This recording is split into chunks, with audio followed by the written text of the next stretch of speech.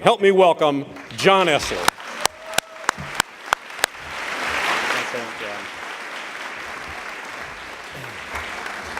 Good evening, everybody.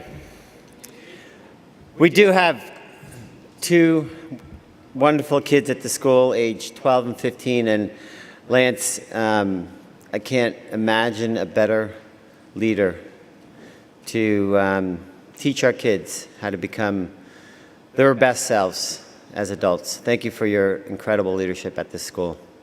Couldn't imagine a better place.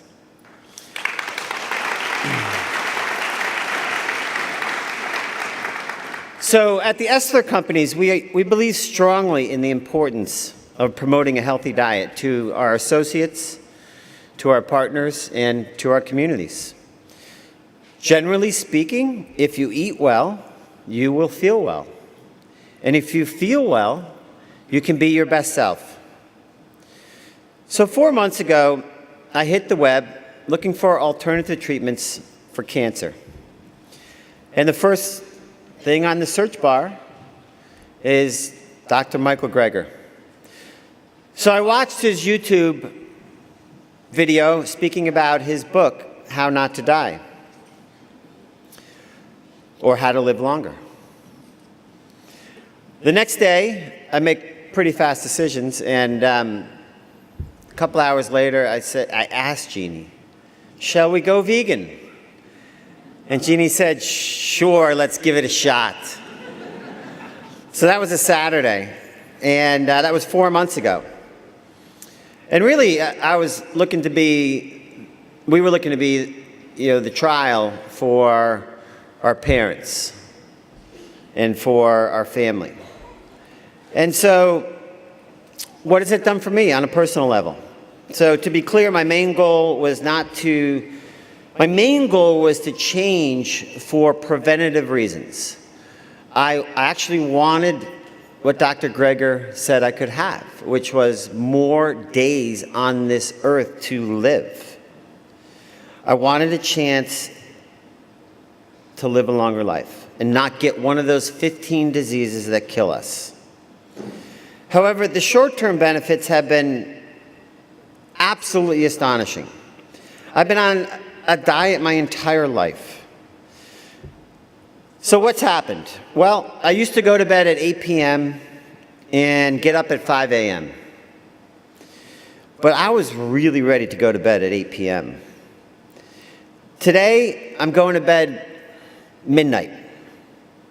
Like 9 to 12, I'm working or reading or enjoying life. And I'm getting up at 4:30. I'm a little out of balance right now. I should get 1 more hour of sleep. Have the personal trainer come over at 5:30. So the energy I have is off the charts. Equally important, I feel the mental clarity that I have just has never been more clear. And I'm off all my medications. And I lost 17 pounds without really trying. So with more physical and mental energy, less weight. Oh, thank you. Thank you, baby. So with more physical, that's my best friend from high school right there. Heckling me from the crowd like he always has. With more physical energy, mental energy, less weight, and a chance at living longer, it's accurate to say that Dr. Greger has changed my life, along with many friends and family, and I believe he can change lives here in the gym. That's why I conceived of bringing him here, to impact your lives. It's now my pleasure to introduce a remarkable young lady who, as president of the Student Council, needs no introduction on the campus, who I believe one day will need no introduction on a bigger stage. Please welcome Jackie Cloutier.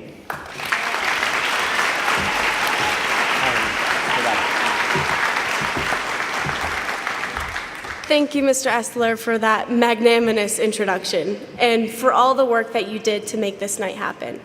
Your passion is infectious and much appreciated. Well, I would just like to welcome you all to the How Not to Die lecture, part of our Whitensville Christian School Crusader lecture series. As a representative of the WCS student body, it is my distinct honor to introduce our guest speaker to you tonight. Dr. Michael Greger is someone whose research had so greatly impacted my life as I adopted a vegan lifestyle almost 2 years ago. He is the author of the New York Times best-selling book, How Not to Die, a book that discusses the scientific evidence behind using a plant-based diet to prevent and reverse many causes of disease-related death. His book both encouraged me and guided me as I transitioned to this new lifestyle. Dr. Greger is a physician with his medical doctorate from Tufts University School of Medicine. He is an internationally recognized speaker on nutrition, food safety, and public health issues. He is the founder of nutritionfacts.org, a nonprofit website providing the latest information on nutrition research. He currently serves as the Director of Public Health and Animal Agriculture at the Humane Society of the United States. Please join me in welcoming Dr. Michael Greger.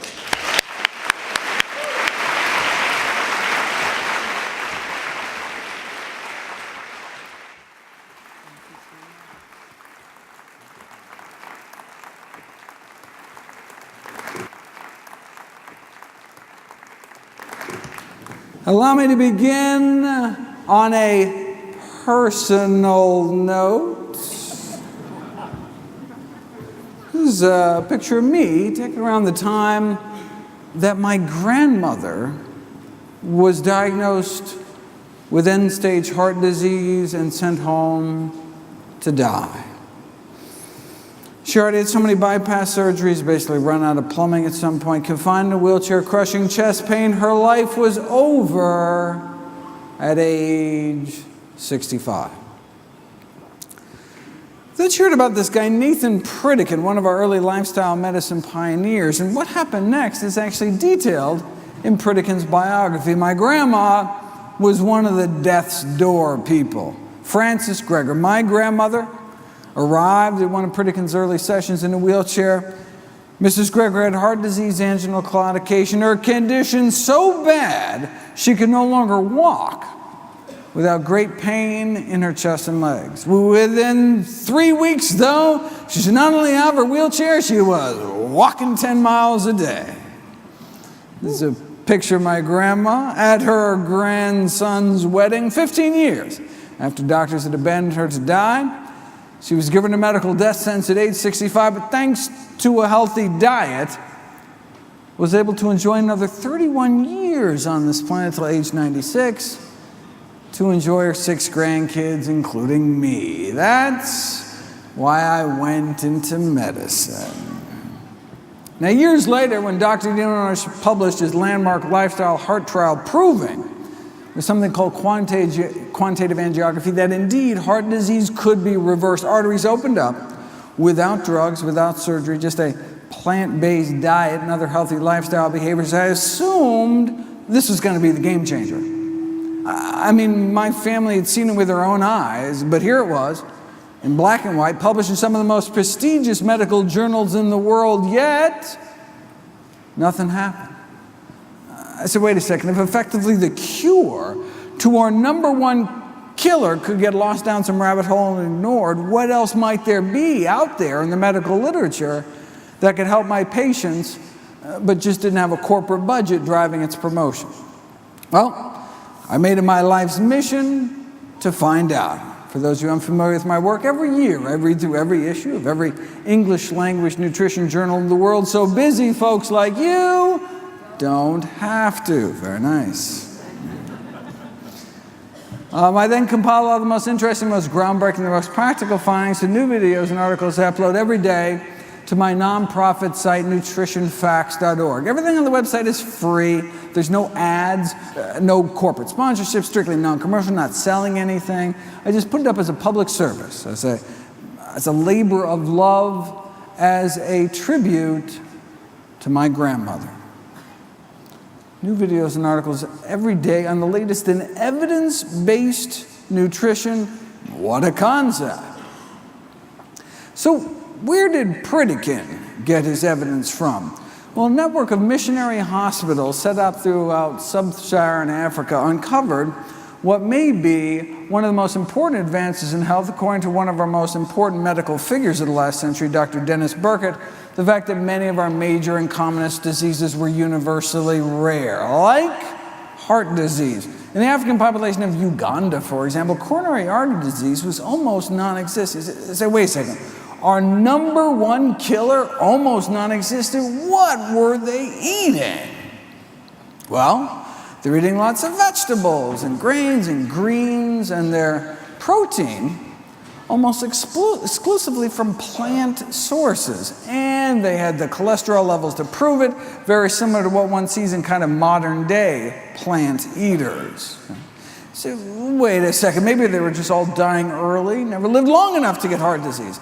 No, here's age-matched heart attack rates in Uganda versus St. Louis. Now, 632 autopsies in Uganda, only one myocardial infarction.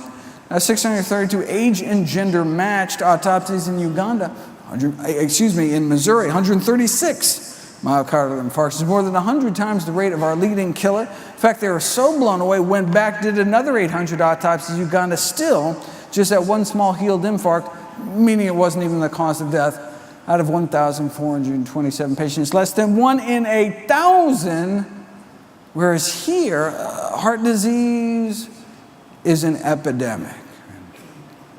Here's a list of diseases commonly found here and in places that eat and live like the US, but were rare or even non-existent among populations centering their diets around whole plant foods. These are among our most common diseases, like obesity, for example, hiatal hernia, the most common stomach problem in the world, varicose veins and hemorrhoids, the two most common venous problems. Colorectal cancer, our leading cancer killer. Diverticulosis, the most common disease of the intestines. Appendicitis, number one cause of emergency abdominal surgery. Gallbladder disease, number one cause of non-emergency abdominal surgery, as well as ischemic heart disease, our commonest cause of death here, but a rarity among plant-based populations, right? Which suggests that heart disease may be a choice. Like cavities. Like if you look at the teeth of people who lived 10,000 years before the invention of the toothbrush, pretty much no cavities. Didn't brush a day in their lives, no flossing, yet no cavities. Why? Because candy bars hadn't been invented yet, right? Okay, so why do people continue to get cavities when we know they're preventable through dietary changes? Well, simple. Because the pleasure people derive from dessert may outweigh the cost and discomfort of the dentist chair. And look, that's fine, right? If you're an adult, you think the benefits outweigh the risk for you and your family, then go for it. I certainly enjoy the occasional indulgence. I've got a good dental plan.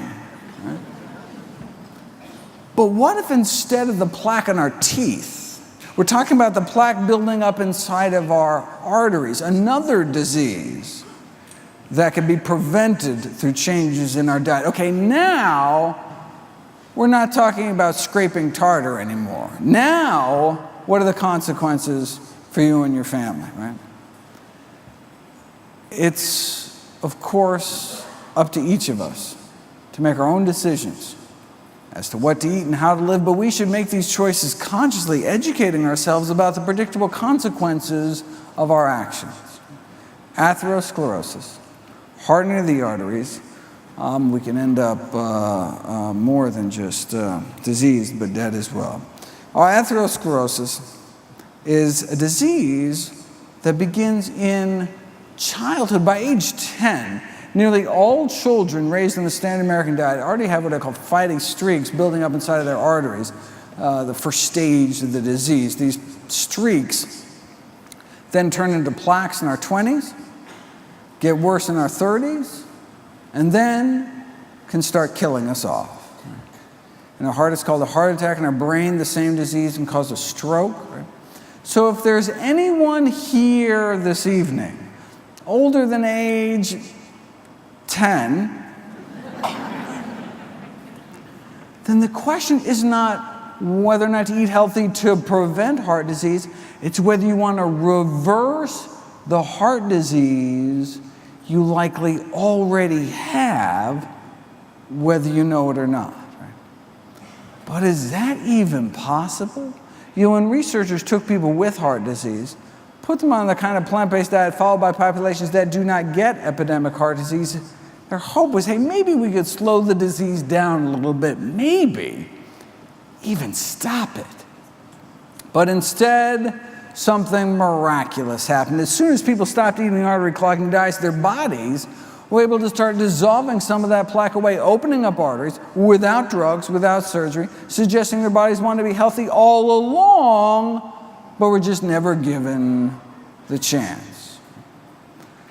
This remarkable improvement in blood flow to the heart muscle itself was after just 3 weeks of plant-based nutrition. Let me share with you what's been called the best-kept secret in all of medicine. The best-kept secret in medicine is that sometimes, under the right conditions, the body can actually heal itself.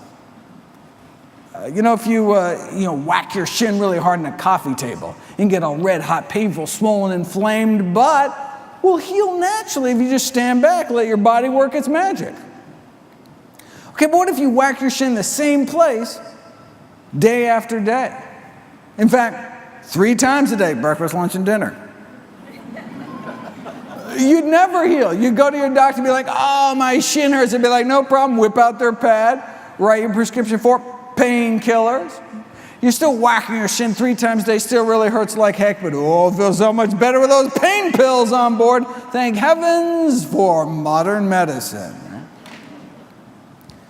It's like when people take nitroglycerin pills for crushing chest pain, tremendous relief, but you're not doing anything to treat the underlying cause of the disease. Right? It's like, our body wants to come back to health if we let it, but if we keep re-damaging ourselves 3 times a day, we may never heal. One of the most amazing things I learned in all my years of medical training here in Boston was that within about 15 years of stopping smoking, your lung cancer risk approaches that of a lifelong non-smoker. Isn't that amazing? Your lungs can clear out all that tar, and eventually, it's almost as if you never started smoking at all. And every morning of our smoking life, that healing process starts until wham, first cigarette of the day. Re-injuring our lungs with every puff, just like we can re-injure our arteries with every bite, when all we had to do all along, the miracle cure, is to just stand back, get out of the way, stop re-injuring ourselves, and let our body's natural healing processes bring us back towards health. Within weeks, the body, the human body, was designed as a self-healing machine. Sure, you can choose moderation and hit yourself with a smaller hammer, but why beat yourself up at all? This is nothing new. American Heart Journal, 1977, cases like Mr. F.W. here, heart disease so bad, couldn't even make it to the mailbox, started eating healthier. A few months later, he was climbing mountains, no pain. All right. Now, there are these fancy new classes of anti-angina drugs on the market now. Cost thousands of dollars a year, but hey, at the highest dose, may be able to extend exercise duration as long as 33.5 seconds. Does not look like those choosing the drug route are going to be climbing mountains anytime soon. See, plant-based diets aren't just safer and cheaper. They can work better because you're treating the underlying cause of the disease. Heart disease is our number 1 killer. Killer number 2 is cancer. What happens if you put cancer on a plant-based diet? Well, Dr. Dean Ornish and colleagues were the first to show a reversal of the progression, on average, of early-stage prostate cancer with the same plant-based diet and lifestyle program, and no wonder. If you take the blood of men eating the standard American diet and drip their blood on cancer cells, prostate cancer cells growing in a petri dish, you can suppress the growth of those cells, because your body's fighting it off, by about 9%. But you take people, put them on a plant-based diet for a year, and their blood can do this. Nearly 8 times the stopping power when it comes to suppressing cancer cell growth. Now, this was in men with prostate cancer. They wanted to repeat this study using women and breast cancer, the #1 cancer killer among young women. But look, they didn't want to wait a whole year to get the results. Women are dying now. So let's see what a plant-based diet can do after just 2 weeks against 3 different lines of human breast cancer. This is the before, cancer cells growth powering away at 100%. This is after eating healthy for those 2 weeks. This is a before picture. This is a photomicrograph. A photograph taken under a microscope. What they did is they laid down a confluent layer of breast cancer, like a carpet of breast cancer, and then they dripped the blood of women eating the standard American diet onto that cancer, and you can see it kind of breaks the cancer up into these kind of cancer continents here. Then you take these same women, put them on a plant-based diet, and retest 2 weeks later. So they act as their own controls. This is the before. Put them on a plant-based diet for 2 weeks, lay down another carpet of cancer, drip their blood 2 weeks later, and all you're left with is that. Just a few individual cancer cells left. Their bodies cleaned up. Before and after. Just 2 weeks eating healthy. Their bloodstream became that much more inhospitable to cancer. Suppressing cancer cell growth is nice. Getting rid of it, it's even better. This is what's called apoptosis, programmed cell death, where their bodies are able to kind of reprogram cancer cells, forcing them into early retirement. This is what's called tunnel imaging, measuring DNA fragmentation or cell death, where dying cancer cells show up as little white spots, for example, here. So even if you're a woman eating a pretty poor diet, you're not totally defenseless. You can knock off a few cancer cells. But then you take these same women, put them on a plant-based diet for 2 weeks, and 2 weeks later, their blood can do that. It's like you're an entirely different person inside.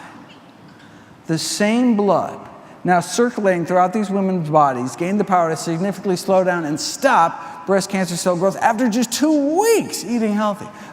What kind of blood do we want in our body? What kind of immune system? All right, do we want blood that, that just kind of rolls over when new cancer cells pop up? Or do we want blood circulating to every nook and cranny in our body with the power to slow down and stop it? Now, this remarkable strengthening of our cancer defenses was after 2 weeks of a plant-based diet and exercise. They did have these women out walking 30 to 60 minutes a day. Okay, so you say, wait a second, if you do 2 things, how do you know what role the diet played? So researchers decided to put it to the test. This is what we saw before. This is measuring cancer cell clearance. This is cancer cell clearance of someone eating a plant-based diet along with daily mild exercise, like just out walking every day. In this case, in this study, for an average of 14 years. Plant-based diet and walking every day, 14 years, that's the kind of cancer cell clearance you get. Compare that to the cancer-stopping power of your average sedentary American. See a little cheeseburger there, I don't know if you quite catch that, which is essentially non-existent. Okay, but here's the interesting group here. What about the group in the middle there? What about 14 years standard American diet, but 14 years daily, strenuous, hour-long exercise like calisthenics? They wanted to know if you exercise long enough, if you exercise hard enough, can you rival some strolling plant eaters over there? And the answer was exercise helped, no question. But literally 5,000 hours in the gym was no match for a plant-based diet. Here's that same tunnel imaging we saw before. Again, even if you're a couch potato living off of fried potatoes, you're not totally defenseless. You can kill off a few cancer cells. You exercise for 5,000 hours, you can kill off cancer cells left and right. But nothing appears to kick more cancer tush than a plant-based diet. And this is because we think of IGF-1, insulin-like growth factor 1, a cancer-promoting growth hormone. The consumption of animal protein, meat, egg white, and dairy protein, increases the levels in our bloodstream of this cancer-promoting growth hormone involved in the acquisition and progression of malignant tumors. But if we start eating healthy, we drop our consumption of animal protein, our levels of IGF-1 drop within weeks, and benefits continue to accrue the longer we eat healthy. And our levels of IGF-1 binding protein go up. IGF-1 binding protein is like our body's emergency brake. It's one of our ways our body protects itself from excessive growth, from cancer. So sure, in as few as 2 weeks, you can drop your production of IGF-1, but wait a second. What about all the IGF-1 you have circulating in your system from the bacon and eggs you had 3 weeks ago? Well, your liver releases the snatch squad of binding proteins to type in the excess IGF-1, pull it out of the system. Your protective levels go up within weeks, and benefits continue to accrue the longer you eat healthy. Here's the experiment that really nailed IGF-1 as the villain. Same thing before. Healthy diet and exercise, cancer cell growth drops, cancer cell death shoots up. Here's the interesting column here, though. What if you add back to the cancer just the amount of IGF-1 you banished from your system because you started eating healthier? What happens? You effectively erase the diet and exercise effect. It's almost as if you never started eating healthy at all. So that's why we think that some of the largest studies on diet and cancer in history have found that the incidence of all cancers combined was lower among those eating more plant-based because they're eating less animal protein, less meat, egg white, and dairy protein, and so they have lower levels of IGF-1 in their system, which means less cancer growth. How much less cancer growth are we talking about?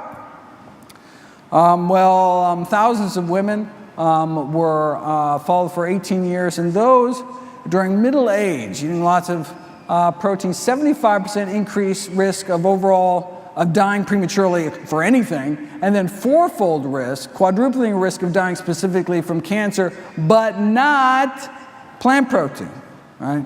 This is specifically for animal protein, which of course makes sense given the IGF-1 connection we just talked about.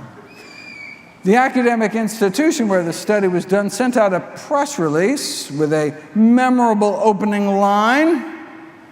That chicken wing you're eating could be as deadly as a cigarette.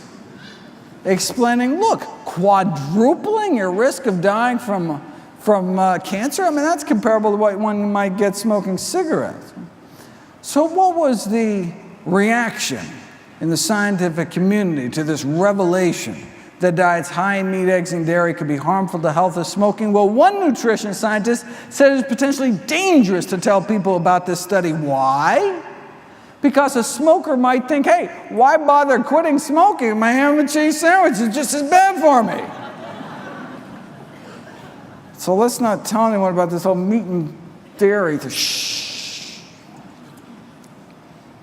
That reminds me of this famous Philip Morris cigarette ad that tried to downplay the risk by saying, hey, you think secondhand smoke is bad, increasing your risk of lung cancer 19%. Well, hey, drinking 1 or 2 glasses of milk every day may be 3 times as bad, 62% increased risk of lung cancer.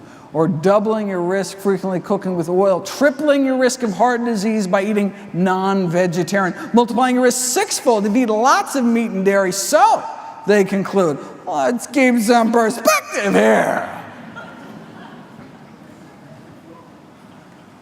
The risk from secondhand smoke may be well below that of other everyday activities, so breathe deep. It's like saying, don't worry about getting stabbed, because getting shot so much worse.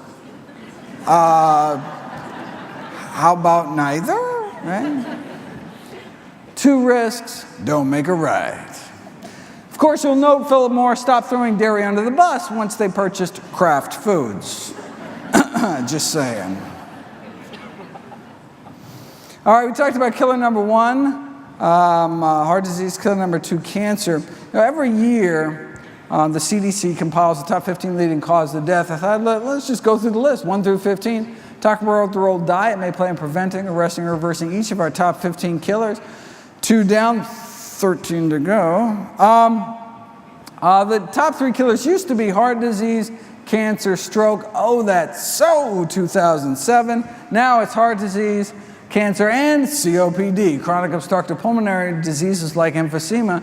Thankfully, eating healthily can reduce one's risk of getting COPD, can even help treat COPD, significantly improving lung function over time, something we didn't even thought possible. We thought people just get worse, worse, worse till they died, until they tried fruits and vegetables. And whether it was the antioxidant effect or the anti-inflammatory effect, actually improved lung function over time, people with COPD. Now, the tobacco industry viewed these findings a little differently, right? If adding plants to our diet can improve lung function, wouldn't it be easier to just add plants to cigarettes? And indeed, the addition of acai berries to cigarettes evidently has a protective effect against emphysema in smoking mice. Who would have thunk it? Next, they're going to start adding berries to meat. And indeed, I couldn't make this stuff up, ladies and gentlemen. The addition of fruit extracts to burger patties was not without its glitches. For example, the blackberries dyed the burger patties a distinct purplish color, kind of turned people off a little bit.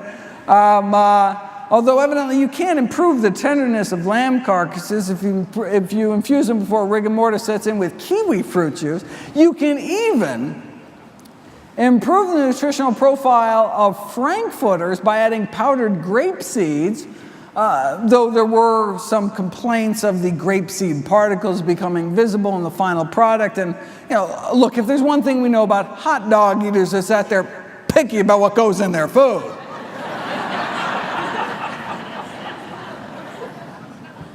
Oh, pig anus? Oh, but grapeseed, oh. All right, now killer number 4 is indeed stroke. Preventing strokes may be all about eating potassium-rich foods, yet most Americans don't even reach the recommended minimum daily intake of potassium. By most, I mean more than 98%. More than 98% of Americans eat potassium-deficient diets because more than 98% of Americans don't eat enough plants, right? Potassium comes from the words potash. Take any plant, put it in a pot, reduce it to ash, you're left with potassium, potassium, so-called vegetable alkali. But who can name me one plant food in particular high in potassium? Of course, bananas. It's funny, I speak all around the world, and that's like the one thing everybody seems to know about nutrition. I don't know, like Chiquita must have a good PR firm or something. I don't know. It turns out bananas don't even make the top 50 sources of potassium, coming in at number 86, right behind fast food vanilla milkshakes. It goes fast, and then bananas. It's funny, when I was writing the new book, I went back to check the USDA nutrient database, and they'd actually expanded it now. Bananas don't even make the top 1,000 sources, coming in at number 1,161, right after Reese's Pieces. I kid you not. If you really want your potassium, the most concentrated sources of the American diet: number 1, greens; number 2, beans; and number 3, dates, the dried fruit dates. Bananas, again, don't even make the top 1,000. In fact, if you look at the next leading cause of death, bananas could be downright dangerous.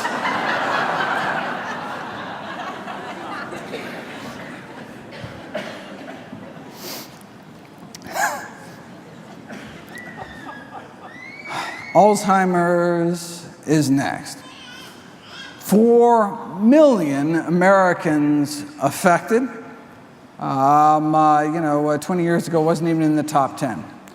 According to the latest dietary guidelines for the prevention of Alzheimer's, the 2 most important things being: do number 1, cut down our intake of meat, dairy, and junk, and increase our intake of vegetables, legumes, which are beans, split peas, chickpeas, and lentils, fruits, whole grains.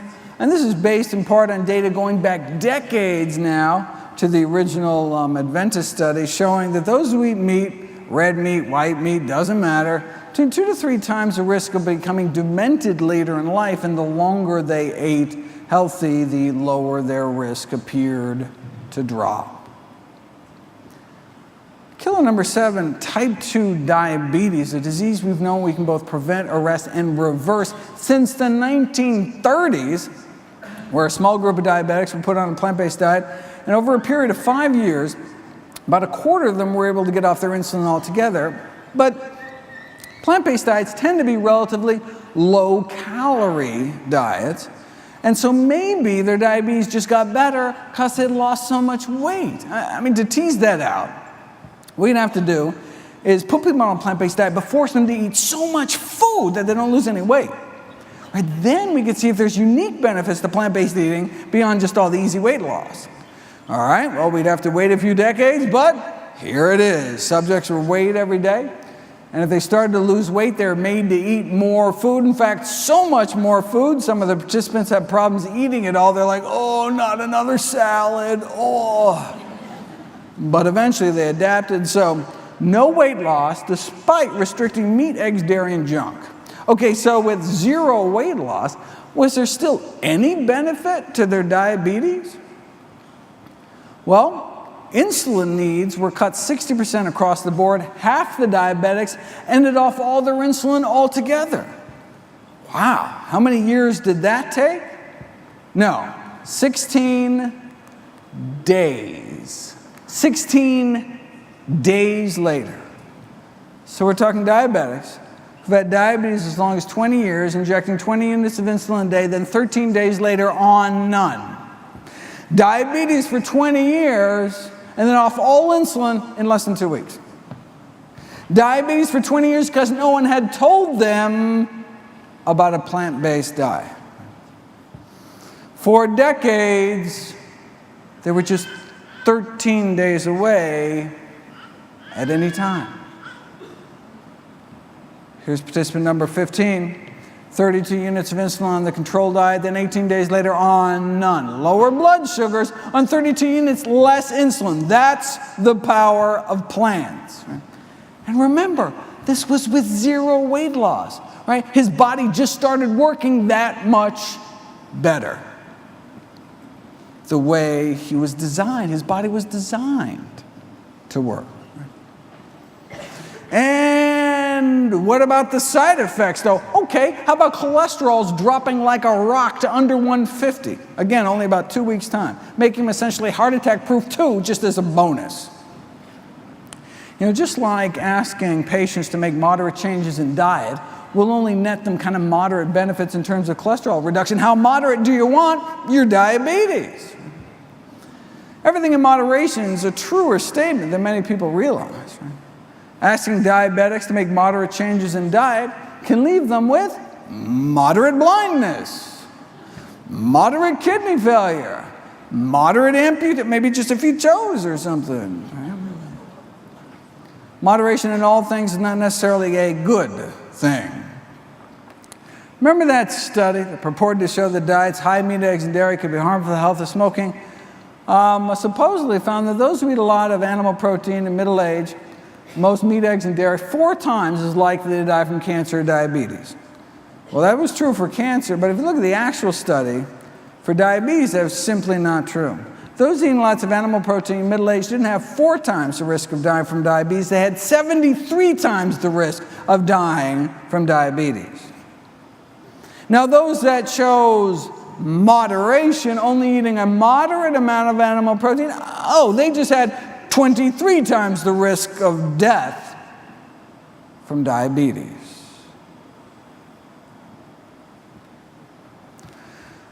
Kidney failure is the 8th leading killer in the United States, a disease we can both prevent and treat with a plant-based diet, and no wonder. Kidneys are highly vascular organs, so no wonder that Harvard researchers found 3 dietary risk factors, and only 3, for declining kidney function. Number 1, animal protein. Number 2, animal fat. And number 3, cholesterol. Animal fat can alter the actual structure of the human kidney, based on studies like this showing plugs of fat literally kind of clogging up the works in autopsied human kidneys. And animal protein can have a profound effect on normal kidney function, inducing something called hyperfiltration, increasing the workload on the kidney, but not plant protein. So if you give folks a single meal of tuna fish, you can see increased pressure in their kidneys 1, 2, 3 hours after the meal in both non-diabetics and diabetics. Right? Okay, but what if instead of a tuna fish salad sandwich, they had a tofu salad sandwich? What happens? Absolutely nothing. Our bodies can handle plant protein without even batting an eyelash. Same amount of protein, but in plant protein form, no problem for our kidneys. You say, well, wait a second.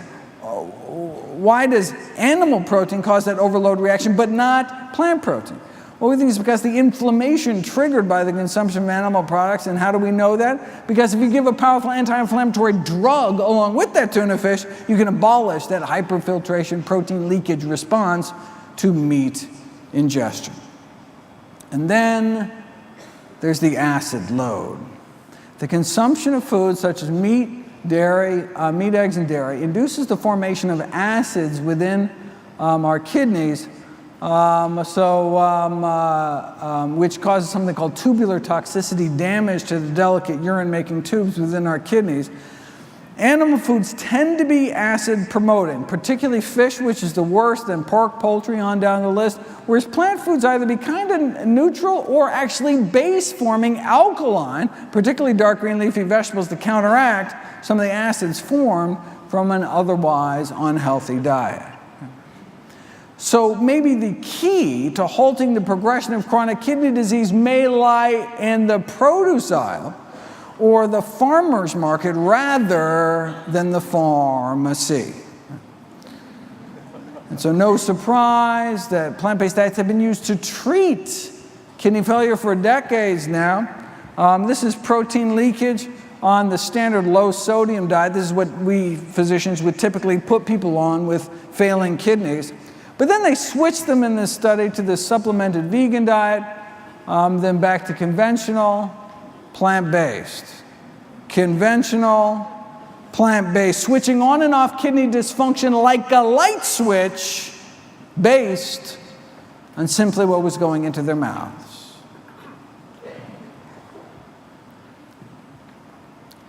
Killer number 9, respiratory infections like pneumonia. You say, well, what possible role could diet play in respiratory infections? Well, obviously you haven't seen my video on kale and the immune system, talking about the immunostimulatory effects of kale. Is there anything kale cannot do? Boosting antibody production 7-fold.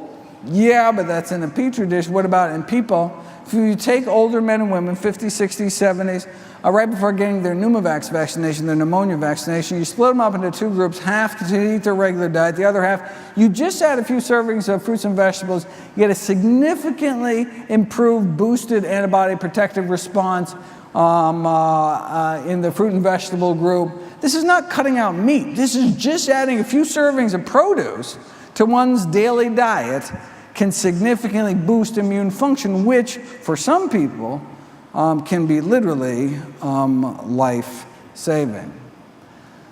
Killer number 10 is suicide. Now, we've known for a long time that people who eat healthier tend to feel healthier. In fact, only about half of the depression, anxiety, and stress scores compared to those eating more typical diets. What they thought was going on is that they thought it was this arachidonic acid. This is this long-chain inflammatory omega-6 fatty acid found in animal products, mostly in chicken and eggs, but also beef, sausage, on down the list, but predominantly chicken and eggs. So what researchers did is they took people, removed eggs, removed chicken, removed other meat from people's diet, and got a significant improvement in mood within just 2 weeks. I mean, it can take some drugs months to take an effect, right? Significant improvement in mood within 2 weeks. And so what they think was going on was this arachidonic acid stuff was adversely impacting mental health via a cascade of neuroinflammation, brain inflammation. But we may be able to clear this information from our brains within just 2 weeks by cutting down our intake of eggs, chicken, and other meat. And you say, wait a second, am I just cherry picking here? What about all the other diets that have been proven to improve mood? There aren't any. So here's a meta-analysis that looked at all the studies done to date, and only that single plant-based dietary intervention was able to show in a randomized, controlled, rigorous trial to improve mood over any time span. It's hard to cherry pick when there's only one cherry. Works in a workplace setting too. This is at Geico Insurance. What they did is they went in and offered weekly educational seminars like this, and added healthy options to the cafeteria at the workplace, and they got significant increases not only in physical functioning, general health, vitality, all the things you'd expect eating healthier, but also improvements in mental health. And that led to subsequent improved worker performance. And so they're like, oh, okay. So they took it nationwide, 10 corporate sites across the country at Geico. Half continued to do the regular thing, no change. The other half, what they did is they did the same thing.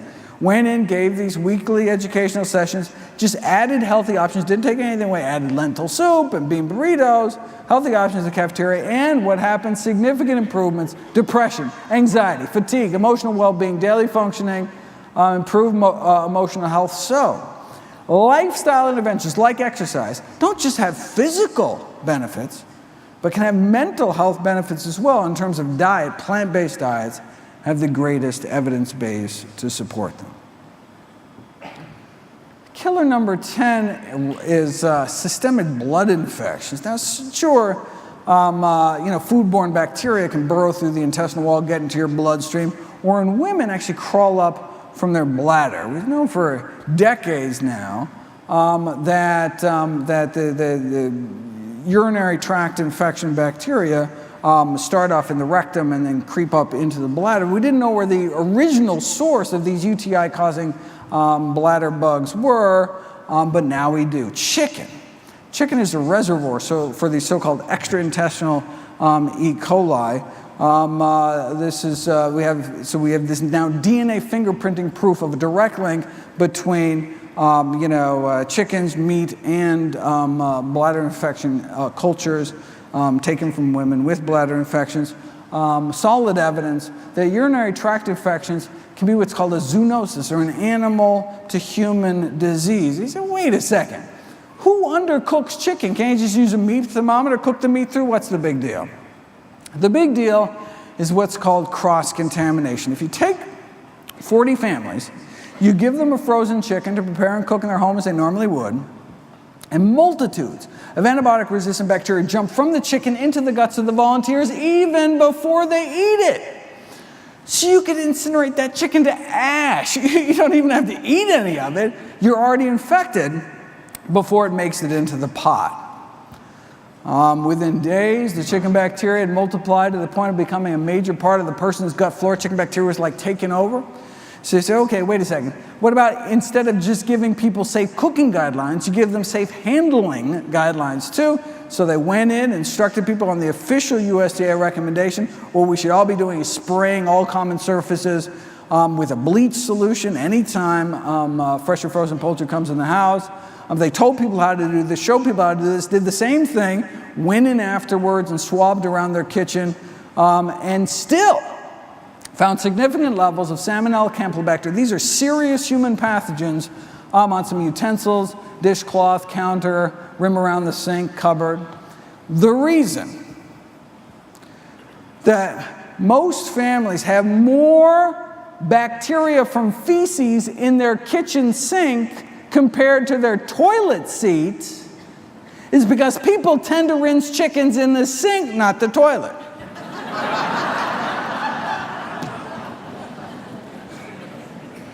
chicken in every pot, but not that one.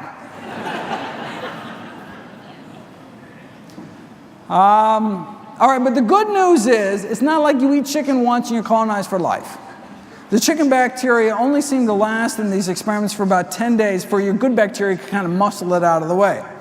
The problem is that many families consume chicken more than once every 10 days, so may be constantly reintroducing these chicken bugs in their systems, which can lay in wait in the rectum and then crawl up later and cause millions of bladder infections every year, which is not just a nuisance, but sometimes can actually become quite serious and even life-threatening.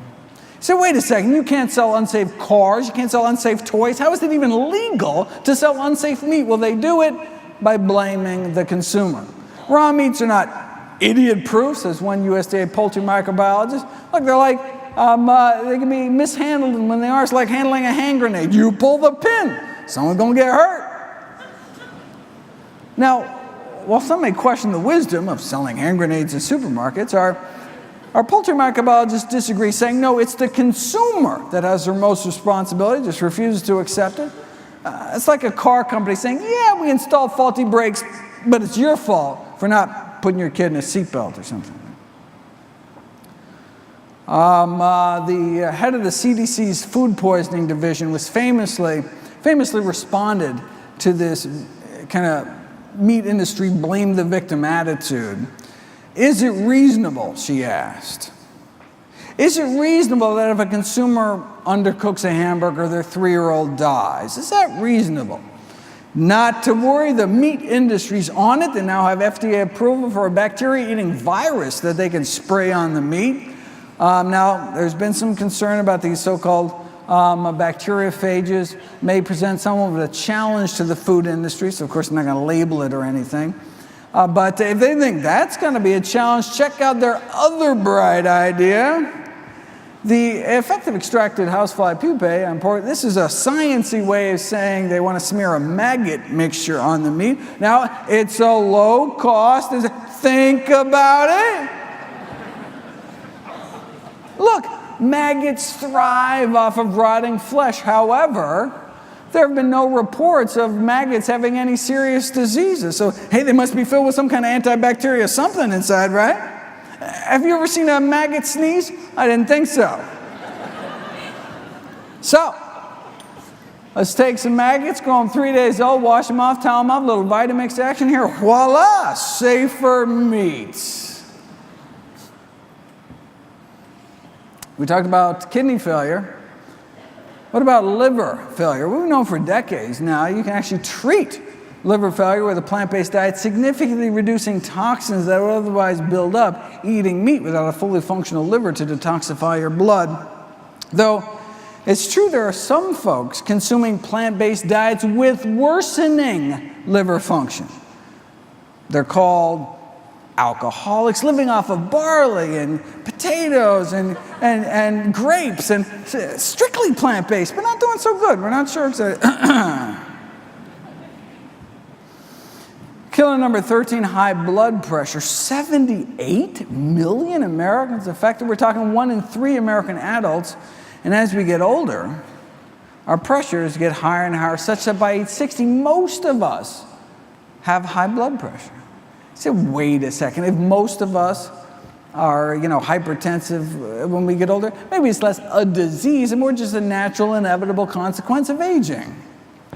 No, we've known since the 1920s that high blood pressure need not occur. 1,000 people had their blood pressure tested in rural Kenya. Typical Kenyan diet, something like this, a lot of corn and beans and vegetables, fruit, greens. Our pressures go up as we age. Their pressures go down. And the lower, the better. We now have evidence even people under 120/80 may benefit from blood pressure reduction.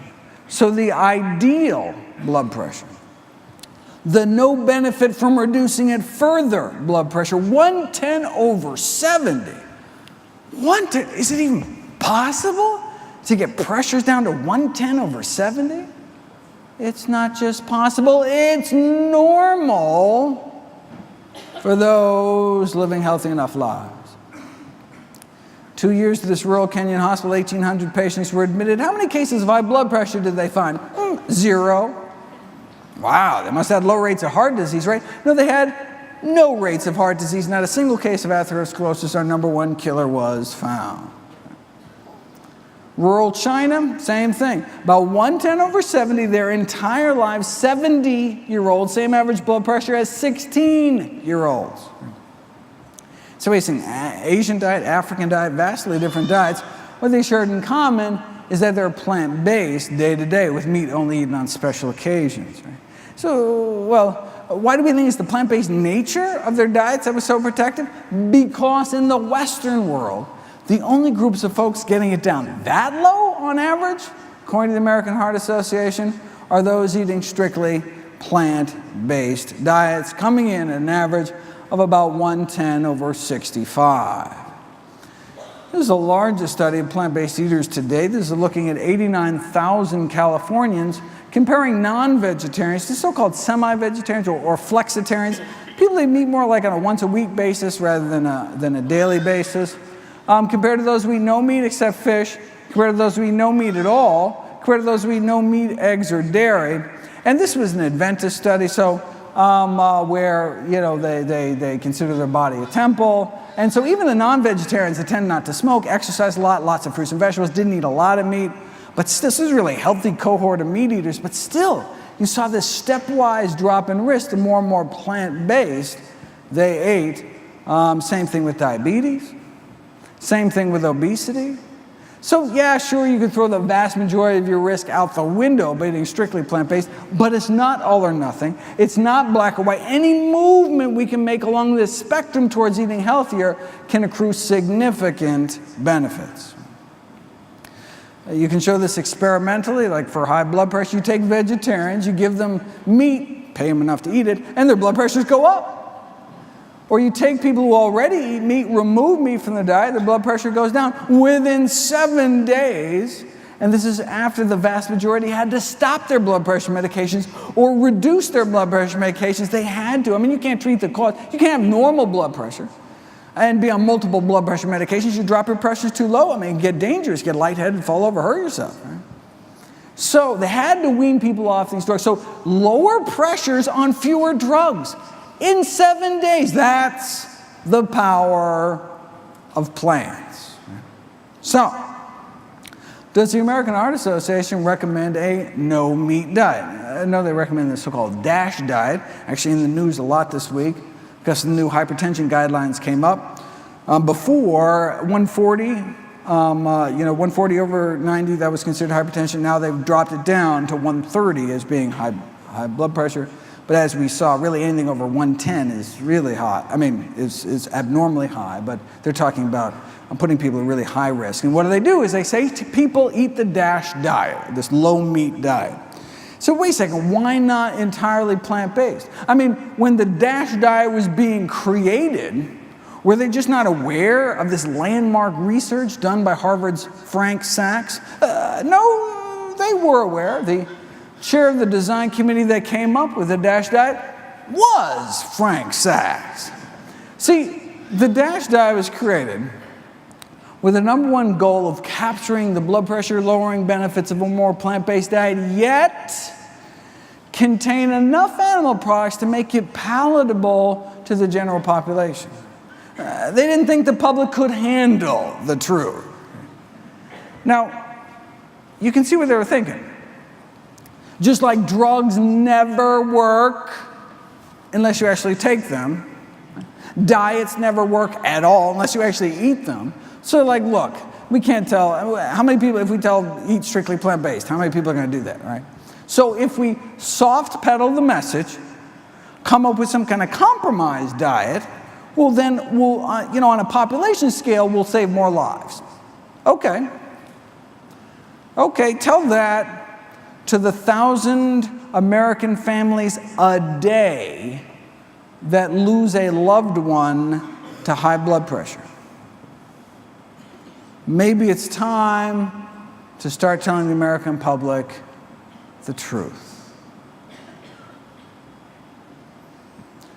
killer number 14 is Parkinson's disease. So plant-based diet reduced one's risk of getting Parkinson's disease. Well, we know that most studies done to date have found a link between dairy product consumption and increased risk of Parkinson's. Why might that be? Well, there's evidence that our milk supply is contaminated with neurotoxic chemicals. So for example, you see high levels of these certain organochlorine pesticides found not only in the milk supply, but in the certain regions of the brain on autopsy implicated for the disease. I'm talking about toxins like tetrahydroisoquinoline, which is what scientists use to actually cause Parkinson's in primates in a laboratory setting, found mostly in cheese, actually. And so there's been calls on the dairy industry to pretty please test their milk, their products for toxins. Good luck with that. Of course, look, you could just not drink it, but then what would happen to your bones?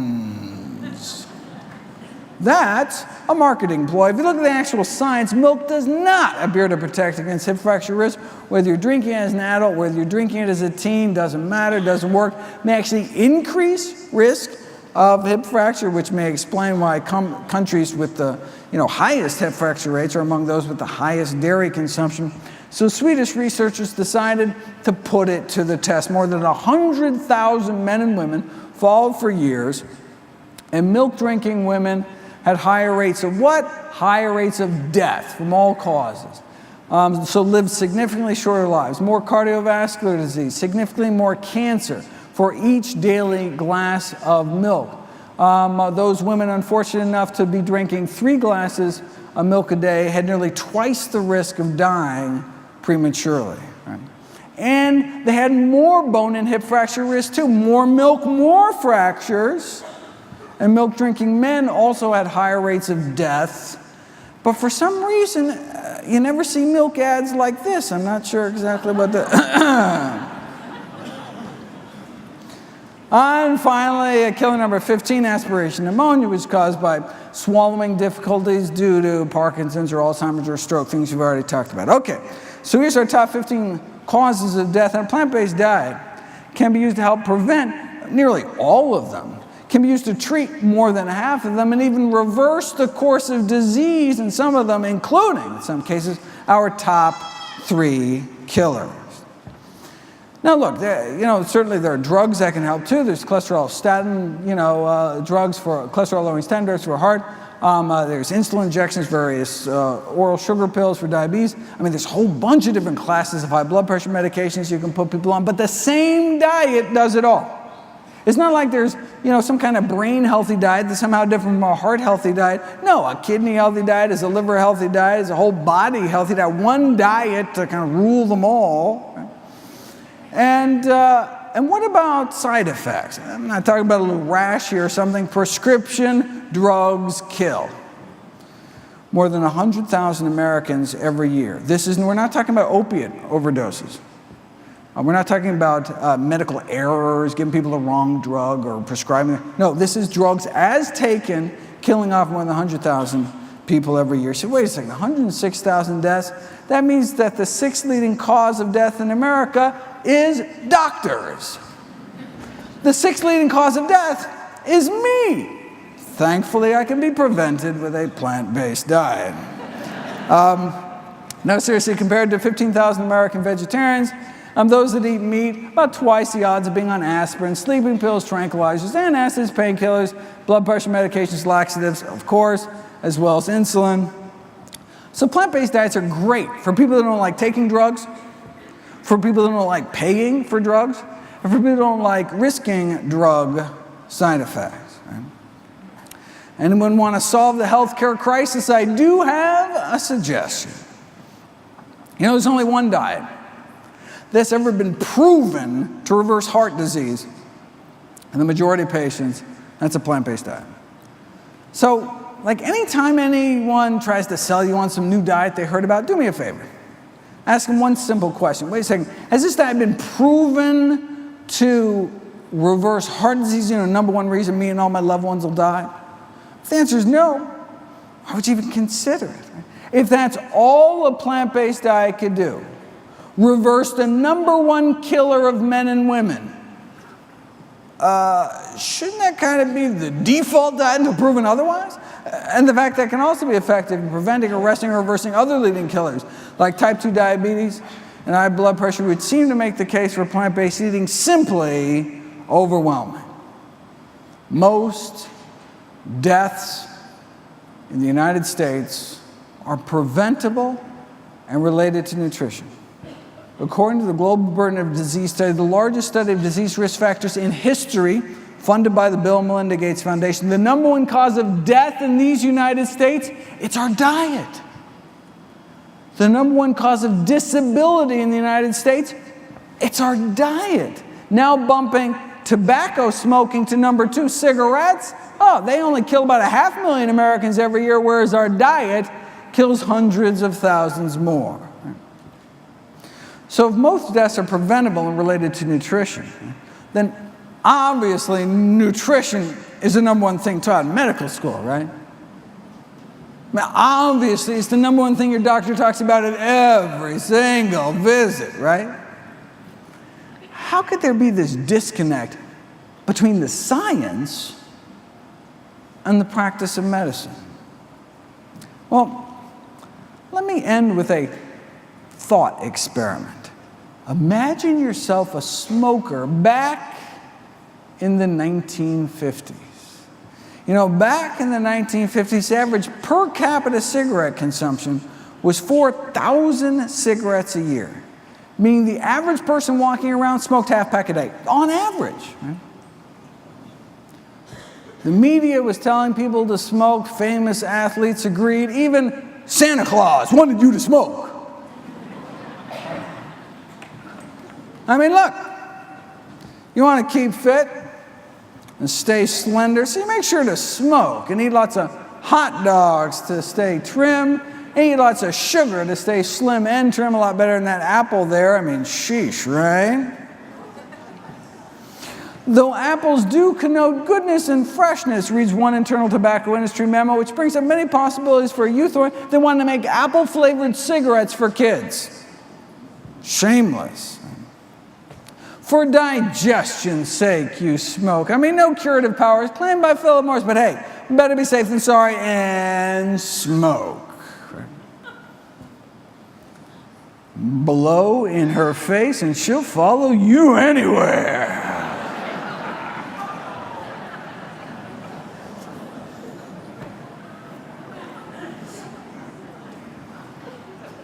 No woman ever says no, they're so round, so firm, so fully packed. After all, John Wayne smoked them until he got lung cancer and died. Back then, even the paleo folks were smoking. And so were the doctors. Now, this is not to say there wasn't controversy within the medical profession. Sure, some doctors smoked Camels, but others preferred Luckies. So there was a little disagreement there. The leader of the U.S. Senate agreed. Who wouldn't want to give their throat a vacation? Not a single case of throat irritation. How could there be when cigarettes are just as pure as the water you drink? Maybe over in Flint, Michigan. But don't worry, if your throat does get irritated, your doctor can always write you a prescription for cigarettes. This is in the Journal of the American Medical Association. So when the AMA is saying that smoking on balance is good for you, when the American Medical Association is saying that, where could you turn back then if you just wanted the facts? Or what's the new data advanced by science? Well, she was too tired for fun, and then she smoked a Camel. Babe Ruth spoke of proof positive medical science, that is when he still could speak, before he died of throat cancer. You know, by some miracle back then, there was some kind of smokingfacts.org website that could deliver the science directly, right? Bypassing commercially corruptible institutional filters. You would have become aware of studies like this. This is an Adventist study out of California, published in 1958, showing that non-smokers had at least 90% less lung cancer than smokers. But this wasn't the first. When famed surgeon Michael DeBakey was asked why studies back in the 30s linking smoking and cancer were simply ignored, he had to remind people what it was like back then. We were a smoking society. It was everywhere. It was in the movies, airplanes, medical meetings where one heavy haze of smoke. Smoking was, in a word, normal. So, back to our little thought experiment here. If you're a smoker in the 50s, in the know, what do? I mean, with access to the science, you realize the best available balance of evidence suggests your smoking habit, not so good for you. So do you change or do you wait? I mean, if you wait until your doctor tells you between puffs to quit, you could have cancer by then. If you wait until the powers that be officially recognize it, like the Surgeon General did in the subsequent decade, you could be dead by then. It took more than 25 years. It took more than 7,000 studies and the deaths of countless smokers before the first Surgeon General's report against smoking came out. You'd think maybe after the first 6,000 studies, it could give people a little heads up or something. Powerful industry. Maybe we should have stopped smoking after the 700th study like this. But as a smoker in the 50s, on one hand, you had all of society, the government, the medical profession itself telling you to smoke. And on the other hand, all you had was the science. If you're even aware of studies like this, well, let's fast forward 55 years. You know, there's a new Adventist study out of California warning Americans about something else they may be putting in their mouths. Of course, it's not just one study. Put all the studies together. Mortality from all causes put together. Many of our dreaded diseases significantly lower among those eating more plant-based. So, instead of someone going along with America's smoking habits in the 50s, imagine you or someone you know going along with America's eating habits today. What do? I mean, with access to the science, you realize that the best available balance of evidence suggests your eating habit not so good for you. So do you change or do you wait? I mean, if you wait until your doctor tells you between bites to change, it could be too late. In fact, even after the Surgeon General's report came out, the AMA went on record refusing to endorse it. Why? Could have been because they were just handed a $10 million check from the tobacco industry? Maybe.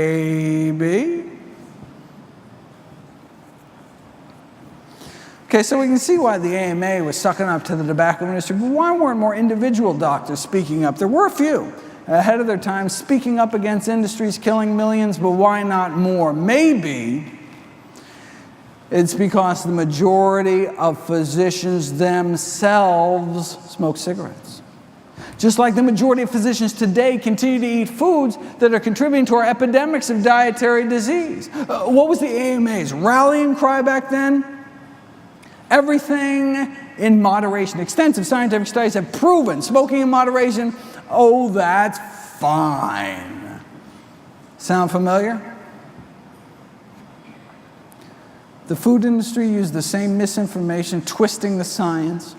The same scientists for hire paid to downplay the risks of cigarettes and toxic chemicals are the same paid for by the National Confectioners Association to downplay the risks of candy, and the same paid for by the meat industry to downplay the risks of meat.